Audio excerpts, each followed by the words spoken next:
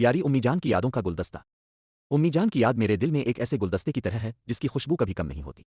वो एक ऐसी हस्ती थीं जिन्होंने मेरी जिंदगी के हर लम्हे को अपनी मोहब्बत से महका दिया। उनकी आंखों में एक ऐसी चमक थी जो मुझे हर मुश्किल में हौसला देती थी और उनके हाथों में एक ऐसी शफकत थी जो मेरे हर जख्म को भर देती थी। उनकी जिंदगी सिर्फ हमारे लिए वक्फ थी और ये बात आज भी मुझे सोचने पर मजबूर कर देती है कि दुनिया में इतनी बेलोस मोहब्बत कैसे मुमकिन है। मैं आज भी वो दिन नहीं भूलता जब मैं छोटा था और सर्दियों की लंबी रातों में मुझे बुखार हो जाता था। उम्मी जान सारी रात मेरे सरहाने बैठी रहती, कभी मेरे माथे पर ठंडी पट्टियां रखती और कभी मोहब्बत से मेरे बाल सिलाते। उनकी दुआ मेरे लिए किसी दवा से कम नहीं थी।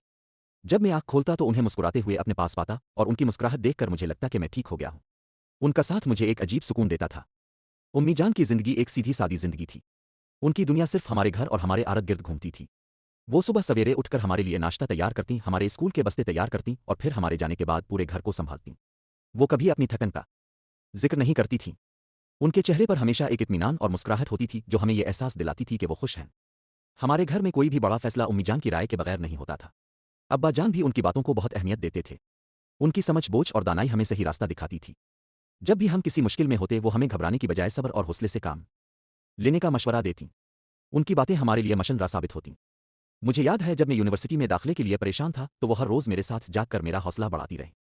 उन्होंने मुझे कहा, बेटा मेहनत करो, बाकी अल्लाह पर छोड़ दो, अल्लाह तुम्हारी मेहनत का सिला ज़रूर देगा। उनके ये अल्फाज मेरे दिल में उतर गए और मैंने अपनी पूरी तवज्जो पढ़ाई पर मरकूज़ कर दी। आज मैं जिस मकाम पर हूँ इसमें उनकी दुआओं का बहुत बड़ा हाथ है।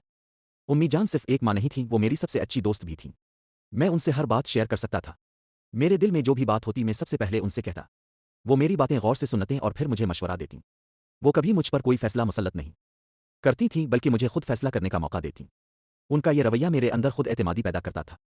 एक बार मैंने इनसे पूछा, उम्मी जान आप हमेशा इतनी खुश कैसे रहती हैं? तो उन्होंने मुस्कुरा कर जवाब दिया, बेटा मेरी खुशी तुम लोगों की खुशी में है।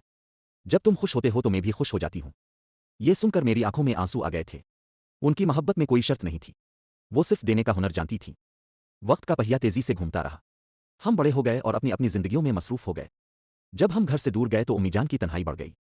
वो हर रोज़ हमारे फ़ोन का इंतज़ार करती और जब हम फ़ोन करते तो उनकी आवाज़ में एक ऐसी खुशी महसूस होती थी जो दुनिया की किसी भी चीज़ में नहीं थी। वो हमारे बारे में हर छोटी बड़ी बात जानना चाहती थी। उनकी आखिरी दिनों में जब वो बहुत बीमार थीं, उनका हौसला फिर भी कम नहीं हुआ था। उन्होंने हमें यही कहा कि एक दूसरे का साथ देना और कभी भी हिम्मत नहीं हारना। उनकी ज़िंदगी का आखिरी सबक भी यही था कि मोहब्बत और हौसला ही ज़िंदगी का असल सरमाया है। उनके जाने के बाद हमारी ज़िंदगी में एक ऐसा खला पैदा हो गया है जो कभी नहीं भर सकता। आज भी जब मैं अपनी ज़िंदगी में किसी मुश्किल में होता हूँ तो मुझे उम्मी जान की बातें याद आती हैं। उनकी दुआएं आज भी मेरे साथ हैं। उम्मी जान की याद एक ऐसी रोशनी है जो मुझे हमेशा सही रास्ता दिखाती है। वो एक फरिश्ता थीं जो ज़मीन पर हमारे लिए भेजी गई थीं और उनकी मोहब्बत की खुशबू हमारे घर में हमेशा मौजूद रहेगी।